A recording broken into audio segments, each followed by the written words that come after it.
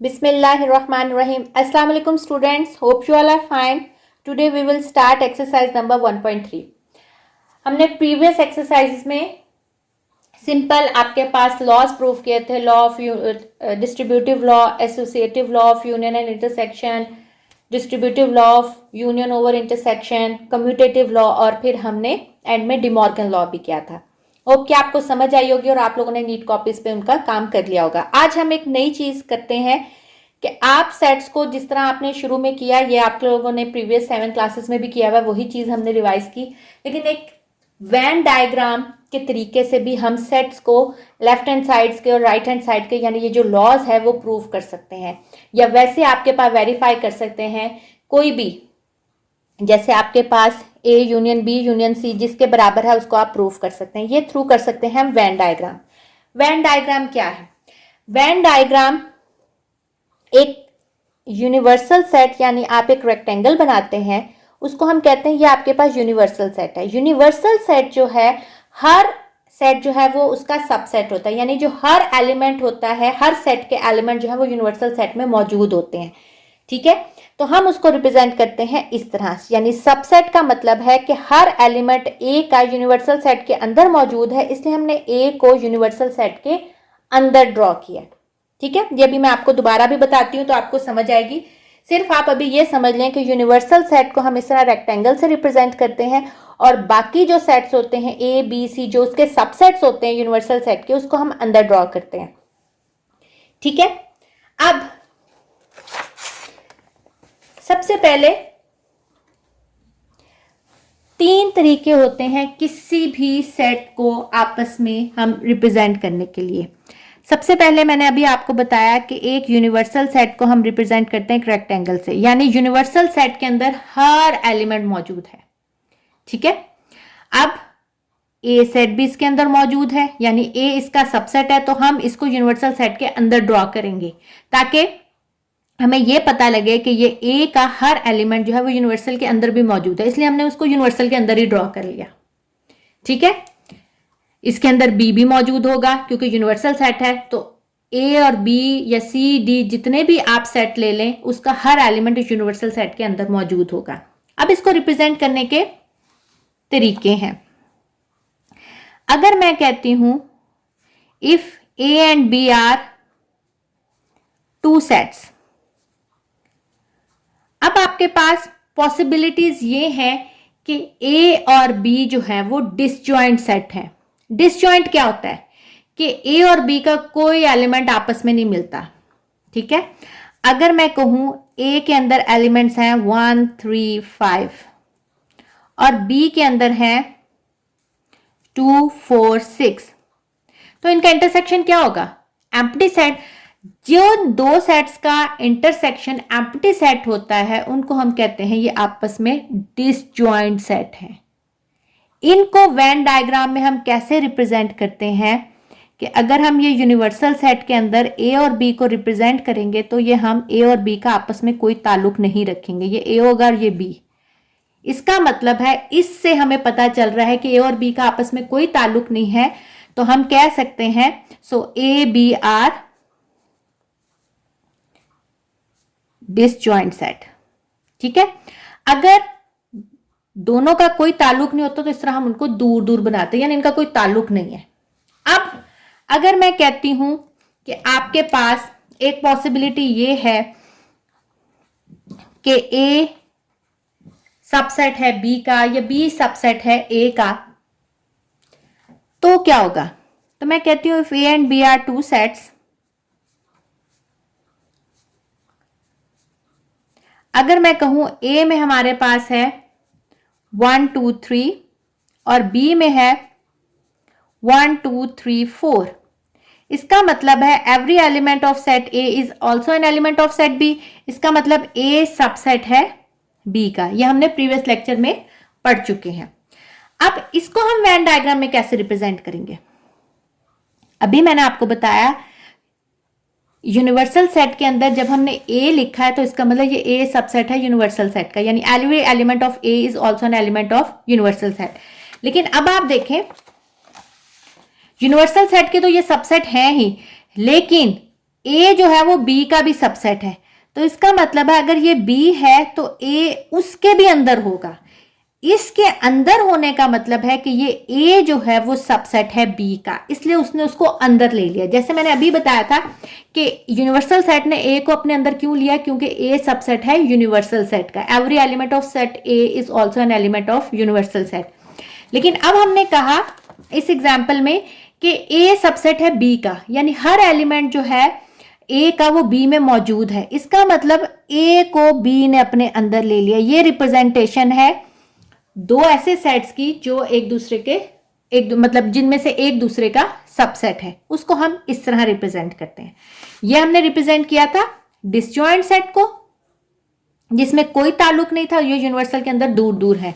और ये हमने रिप्रेजेंट किया है सबसेट को, यानी ए सबसेट है बी का, तो हमने उसको उसके अंदर ले लिया। तीसरी पॉसिबिलिटी क्या होती है?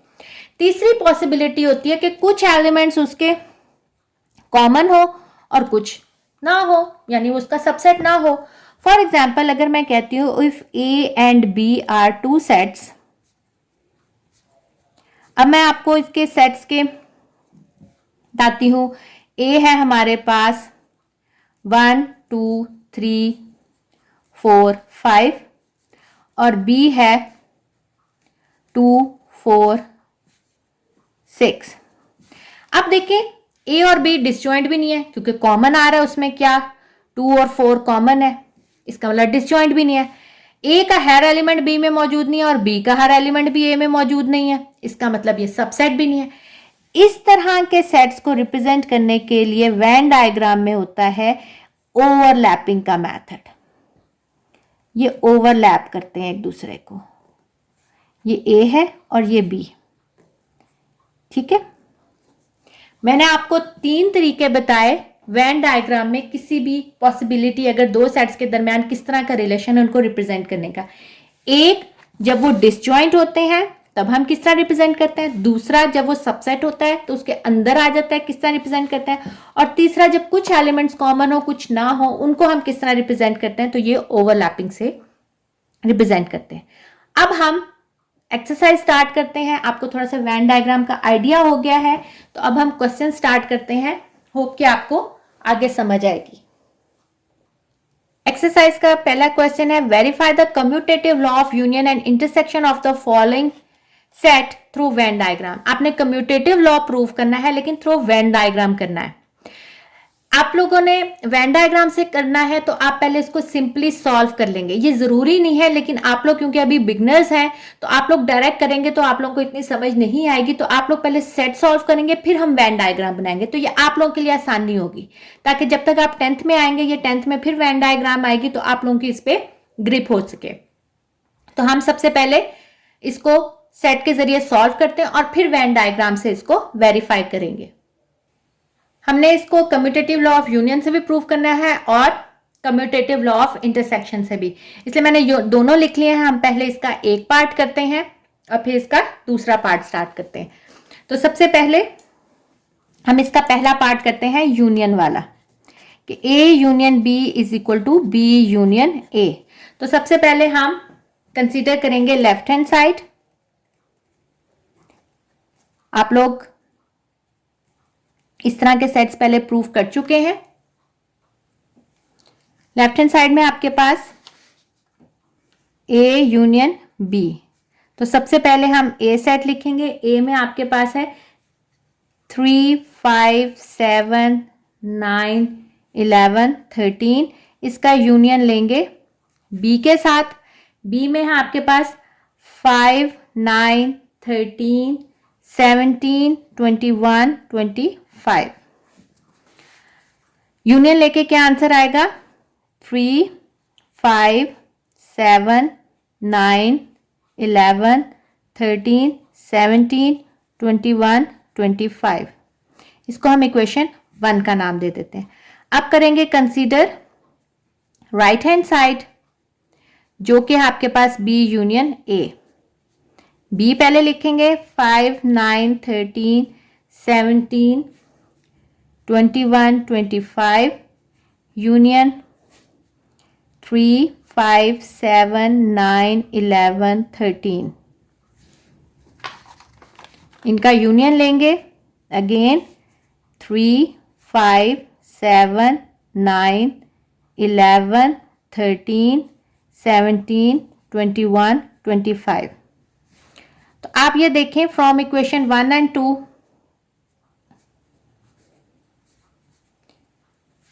तो A union B is equal to B union A। ठीक है, इस तरह तो हमने प्रूव कर दिया, लेकिन अब ने इसको करना है वेन डायग्राम के थ्रू, जो मेन इस पे फोकस है, जो पिछली एक्सरसाइज से इसको चेंज करता है। वेन डायग्राम में मैंने अभी बताया था 3 तरीके होते हैं। सबसे पहले मुझे बताएं कि इन दोनों का आपस में रिलेशन क्या है। क्या ये डिसजॉइंट सेट है? नहीं। कुछ कॉमन भी आ रहे हैं। सबसेट है, हर एलिमेंट इसका दूसरा मौजूद है? नहीं। इसका मतलब है ये ओवरलैपिंग वाले हैं, यानी कुछ एलिमेंट्स कॉमन है और कुछ कॉमन नहीं है। तो इसको रिप्रेजेंट करने के लिए सबसे पहले हम लेफ्ट हैंड साइड बनाएंगे। किसकी? वेन डायग्राम के लिए। लेफ्ट हैंड साइड में क्या है? सबसे पहले हम यूनिवर्सल बनाएंगे, A और B।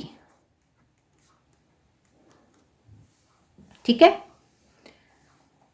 बल्कि थोड़ा सा बड़ा बना लेते हैं ताकि हमें उसके अंदर एलिमेंट लिखने में आसानी हो। इसको मैं क्रॉस करके थोड़ा सा बड़ा बनाती हूँ। थोड़ा सा बड़ा बना लिया है। अब हम A के वो एलिमेंट्स इसके बीच में लिखेंगे, ये जो ओवरलैपिंग वाला पोर्शन है जो दोनों में कॉमन है। तो पहले हम देखते हैं A और B में कॉमन क्या है। ये आपके पास A था और ये B, तो कॉमन क्या है?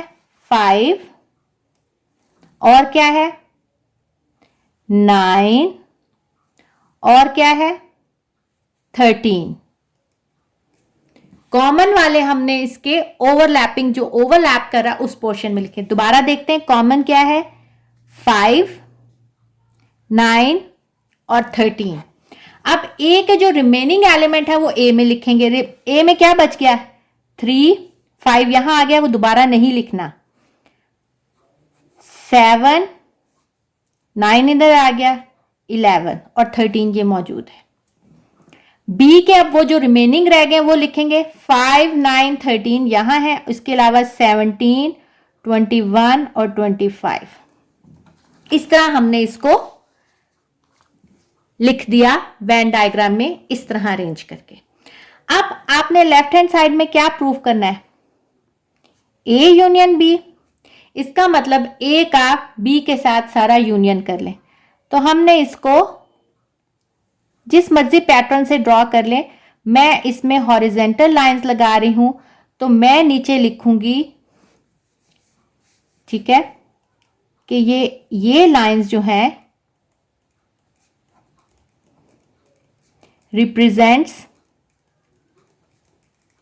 A union B। ठीक है, अब हम आते हैं राइट हैंड साइड पे। राइट हैंड साइड में क्या है? अगेन हम एक बड़ा स्ट्रक्चर बनाते हैं।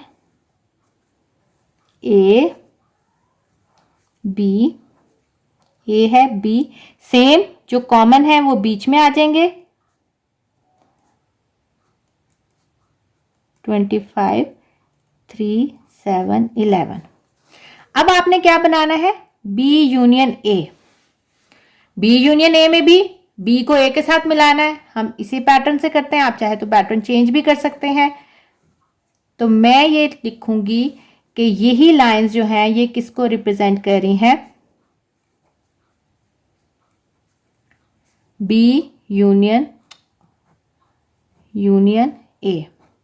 कुछ स्टूडेंट्स ये पूछते हैं कि B को हम पहले लिखें, A को बाद में लिखें। आप लिख सकते हैं, उससे कोई फर्क नहीं पड़ता। अगर आप इस तरह भी लिख देते हैं तो भी कोई फर्क नहीं पड़ता, और अगर B को पहले लिख देते हैं तो भी कोई फर्क नहीं पड़ता। आप चाहे यहां B लिख लें, यहां A लिख लें। इसमें मैंने ऐसे कर दिया, जब मैं इसका इंटरसेक्शन वाला करूंगी मैं उल्टा भी लिख दूंगी, उससे कोई फर्क नहीं पड़ता कि हम वेन डायग्राम में पहला सेट कौन सा लिखते हैं। ठीक है, अब हम इसका इंटरसेक्शन वाला प्रूफ करते हैं। इंटरसेक्शन में क्या था? A इंटरसेक्शन B जो है वो बराबर है B इंटरसेक्शन A के। सबसे पहले हम सेट में इसको प्रूफ करते हैं। Consider left hand side left hand side में क्या है, A इंटरसेक्शन B, A लिखेंगे 3, 5, 7, 9, 11, 13 इंटरसेक्शन 5, 9, 13, 17, 21, 25 इंटरसेक्शन, यानी दोनों में जो कॉमन है वो क्या है, 5, 9 और 13। इसको इक्वेशन 1 कह दिया। अच्छा, यहां भी आप वेन डायग्राम से भी प्रूव कर सकते हैं। It is proved through Venn diagram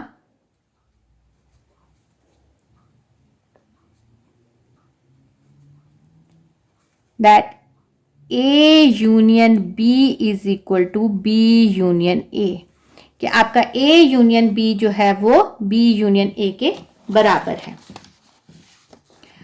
Again consider right hand side, B intersection A, B क्या है आपके पास 5, 9, 13, 17, 21, 25 इंटरसेक्शन A क्या है 3, 5, 7, 9, 11, 13 इंटरसेक्शन में कॉमन क्या है 5, 9 और 13। तो अगर आप देखें from equation 1 and 2, from equation 1 and 2 A intersection B जो है वो B इंटरसेक्शन A के बराबर है, लेकिन हमने इसको प्रूव करना है through Venn diagram. Again consider करेंगे left hand side Venn diagram के लिए। वेन डायग्राम अगेन वैसे ही बनाएंगे,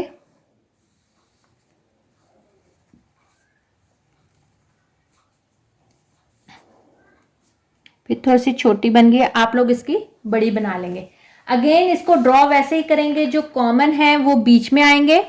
कॉमन क्या है 5, 9, 13 और B के कौन से एलिमेंट थे रिमेनिंग 17, 21, 25 और यहां आ जाएगा 3, 7, 11।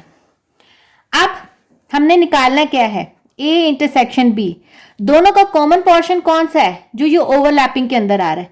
तो इसको मैं इस तरह रिप्रेजेंट, तो मैं कहती हूं कि ये लाइंस किसको रिप्रेजेंट करी हैं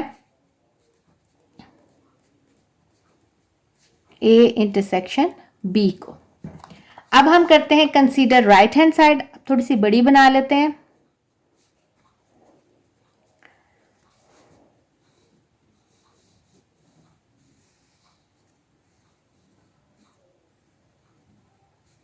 B पहले लिख लेते हैं आप, क्योंकि मैंने बताया था कि उससे कोई फर्क नहीं पड़ता, लेकिन B के एलिमेंट है 17, 21, 25, 3, 7, 11 और कॉमन पोर्शन में क्या है 5, 9, 13। अब आप B इंटरसेक्शन A भी लें तो भी कॉमन पोर्शन कौन सा आएगा, ये, इसको मैं वर्टिकल लाइन से रिप्रेजेंट करी। तो ये लाइंस किसको रिप्रेजेंट करी हैं,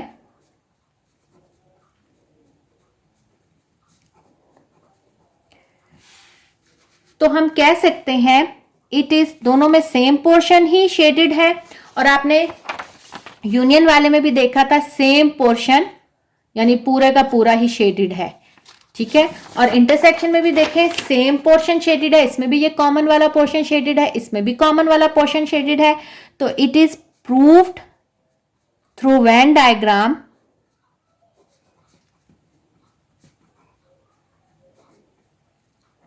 that A intersection B is equal to B intersection A। इसके जो रिमेनिंग पार्ट्स हैं वो मैं आपको नेक्स्ट उसमें करवाऊंगी, लेकिन आप इसको ये अच्छी तरह देख लीजिएगा। खुद ट्राई करना चाहें तो ज़रूर करें, वरना इसके नेक्स्ट लेक्चर में मैं इंशाल्लाह करवाऊंगी। आप लोग सिर्फ इसकी प्रैक्टिस करें, क्योंकि आप लोगों के लिए ये नई चीज़ है। ओके स्टूडेंट्स, टेक केयर, अल्लाह हाफिज़।